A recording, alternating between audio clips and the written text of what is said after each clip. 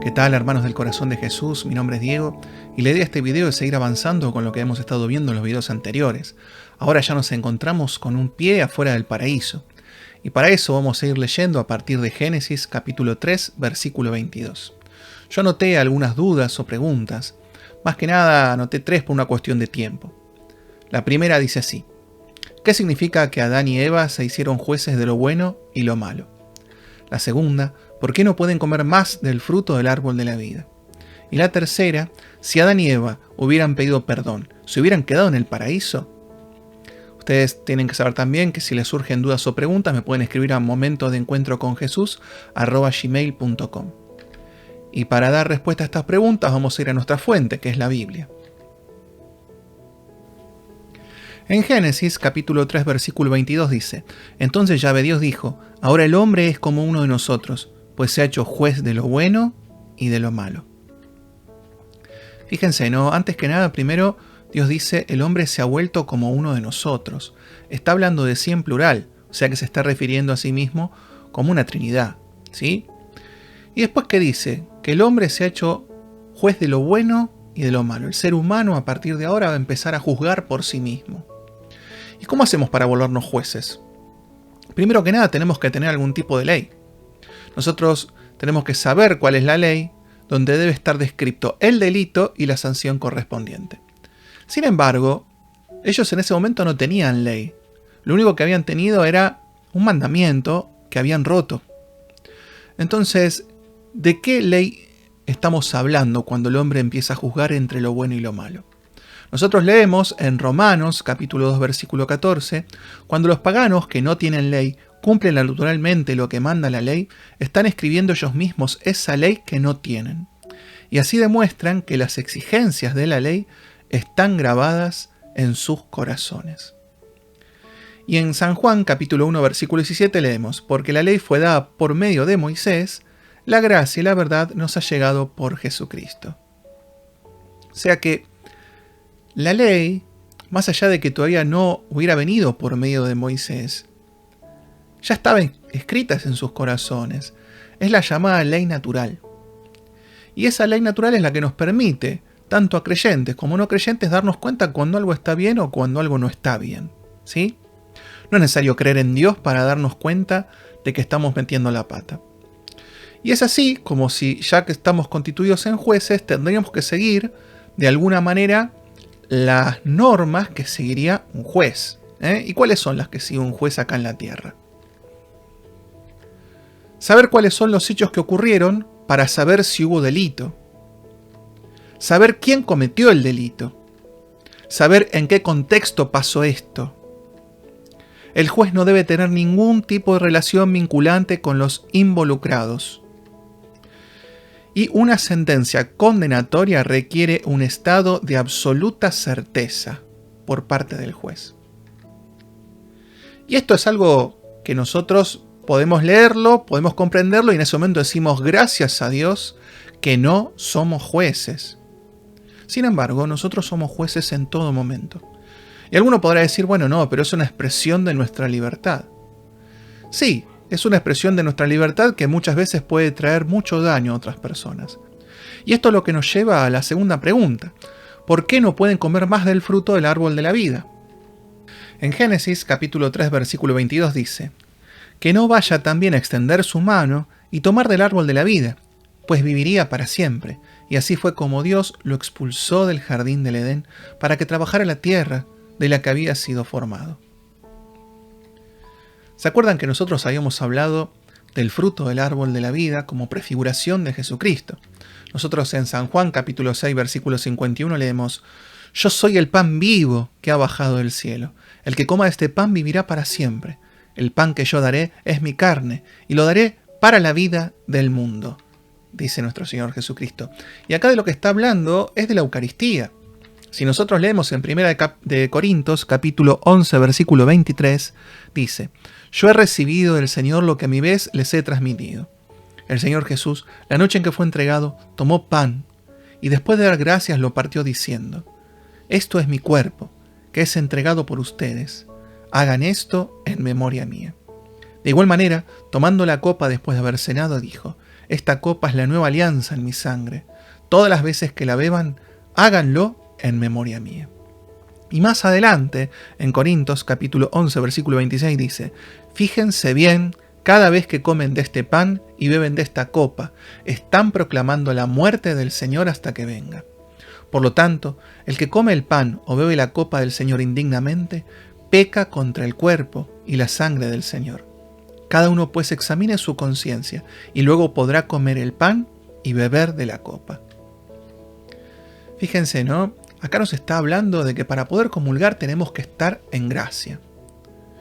Sin embargo, Adán y Eva, como habían pecado, ya no estaban en gracia, y por esa razón se les prohíbe comer del árbol de la vida. Y como al dejar de estar en gracia, hacen entrar la muerte, porque el producto del pecado es la muerte, y como no hay lugar para la muerte en el paraíso, son expulsados del paraíso. Y es así que uno puede preguntarse, ¿nunca pidieron perdón a Adán y Eva por lo que habían hecho? Y es real, uno no encuentra que esté escrito a ningún lado que ellos piden perdón. Y esto tal vez nos puede llegar a la tercera pregunta, que dice: si Adán y Eva hubieran pedido perdón, ¿se hubieran quedado en el paraíso? En Génesis capítulo 2 versículo 17 leemos: mas del árbol de las ciencias del bien y del mal no comerás, porque el día que comieres de él, morirás sin remedio. Fíjense, ¿no? Dios ya les había avisado que si comían del árbol de la ciencia del bien y del mal, iban a pecar y iba a entrar la muerte. Nosotros sabemos que no hay lugar para la muerte en el paraíso, por eso, por más que Adán y Eva se hubieran arrepentido, hubieran sido expulsados igual del paraíso.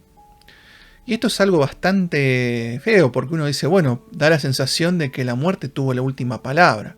Sin embargo, no es así. En primera de Corintios, capítulo 15, versículo 55, dice: ¿dónde está, oh muerte, tu victoria? ¿Dónde está, oh muerte, tu aguijón? Pero gracias sean dadas a Dios, que nos da la victoria por nuestro Señor Jesucristo. Fíjense, ¿no? Jesús vence a la muerte. Y al vencer a la muerte en la cruz, al morir en la cruz, lo primero que viene a su mente son aquellos que habían muerto antes de su venida. Porque antes de la venida de Cristo, todos, sean buenos o malos, sean justos o injustos, iban a parar al mismo lugar, a los lugares inferiores. Cuanto más profundo el lugar, peor se había portado la persona, ¿sí? Jesús, ni bien muere en la cruz, como dice el credo, desciende a los infiernos y va en búsqueda de aquellos que, siendo justos, estaban en los lugares inferiores. ¿Dónde está esto escrito? Fíjense. En Romanos, capítulo 10, versículo 7 dice: y luego, ¿quién bajará al abismo? Es una manera de decir que Cristo subiría de entre los muertos. En Efesios, capítulo 4, versículo 8 dice: pues se dijo, subió a las alturas y llevó cautivos y dio sus dones a los hombres. Subió se refiere al que antes había bajado con los muertos al mundo inferior. El mismo que bajó subió después por encima de todos los cielos para llenarlo todo. Y en el Salmo 6, versículo 6 dice: pues ¿quién se acordará de ti entre los muertos? ¿Quién te alabará donde reina la muerte? Porque para poder alabar a Dios, tenemos que estar vivos, tenemos que estar al lado de Dios. Para poder alabar a Dios, tenemos que estar llenos del Espíritu Santo. Tenemos que estar ahí en su presencia. Y las personas que estaban en lugares inferiores estaban negados de la presencia de Dios. Lo que yo les voy a leer ahora es algo que pertenece a una homilía muy antigua. No lo van a encontrar en la Biblia, pero es algo hermoso. Y nos da la posibilidad de poder contemplar ese momento, ese encuentro entre Jesús y Adán y Eva. Este Jesús que nunca se olvida de ellos, sino que es a los primeros que va a buscar. Fíjense, nosotros leemos lo siguiente. ¿Qué es lo que hoy sucede? Un gran silencio envuelve la tierra, un gran silencio porque el rey duerme. La tierra temió sobrecogida porque Dios se durmió en la carne y ha despertado a los que dormían desde antiguo. Dios ha muerto en la carne y ha puesto en conmoción al abismo. Va a buscar a nuestro primer padre como si fuera la oveja perdida. Quiere absolutamente visitar a los que viven en tinieblas y sombra de muerte. Él, que es al mismo tiempo Dios e Hijo de Dios, va a librar de su prisión y de sus dolores a Adán y Eva. El Señor, teniendo en sus manos las armas vencedoras de la cruz, se acerca a ellos. Al verlo, nuestro primer padre, Adán, asombrado por tan gran acontecimiento, exclama y dice a todos: «Mi Señor esté con todos». Y Cristo respondiendo dice a Adán: «Y con tu espíritu». Y tomándolo por la mano le añade: «Despierta tú que duermes, levántate de entre los muertos y Cristo será tu luz. Yo soy tu Dios, que por ti y por todos los que han de nacer de ti me he hecho tu Hijo.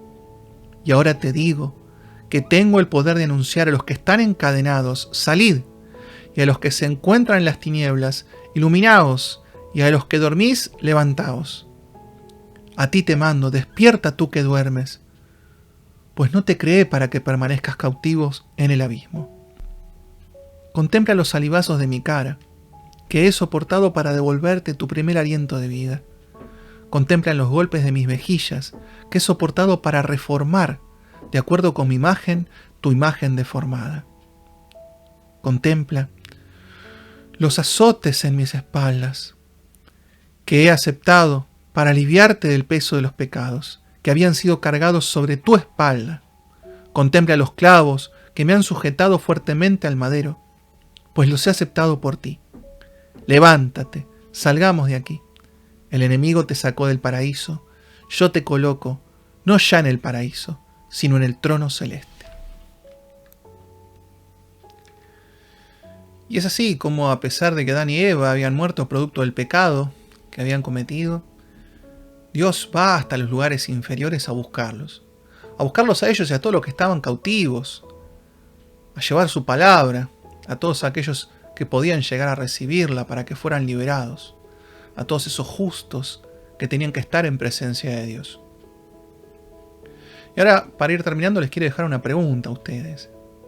¿Ustedes qué piensan cuando nosotros metemos la pata, cuando nosotros pecamos y después andamos cargando con las consecuencias de nuestro pecado? ¿Dios qué hace? Nos mira desde arriba y piensa: y sí, es justo, está bien que cargue con todo esto, ya va a aprender, que lo cargue solo. ¿O piensan que Él se abaja, viene a nuestro lado, al lugar donde estemos? No importa cuán duro y cuán difícil sea estar a nuestro lado en ese momento. Nos mira a los ojos, nos toma de la mano y nos dice: despierta tú que duermes. Bueno, esto ha sido todo por ahora. Nos vemos en el próximo video. Que Dios los bendiga.